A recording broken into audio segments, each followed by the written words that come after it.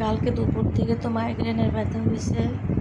তো রাত্রে হচ্ছে ঘুমের ওষুধ খেয়ে আরেকটা ওষুধ খেয়ে ঘুমোইছি। সকাল 11টার সময় উঠছি ঘুম থেকে। এখন উঠে চাটা খেয়ে রান্না করতে গেছি। তো চলেন কি কি রান্না করব দেখাই। এখানে হচ্ছে ডাটা রান্না করছি, কাটোরা ডাটা। এখানে হচ্ছে ইলিশ মাছ আর কলা দিয়ে রান্না করছি। আর হচ্ছে কুমড়ো দিয়ে বেলে মাছ চচ্চড়ি করবো। এটা এখন বের করলাম, এখন কেটে কুটে রান্না করব।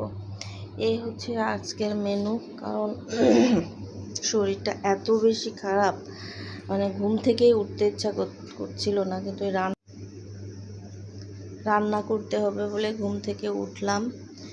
তো যাই হোক, দুপুরে আবার খেটে আবার একটু রেস্ট নিতে হবে। ব্যথাটা কোনোভাবেই যাচ্ছে না কেন জানি, এবার খুব প্যারা দিচ্ছে।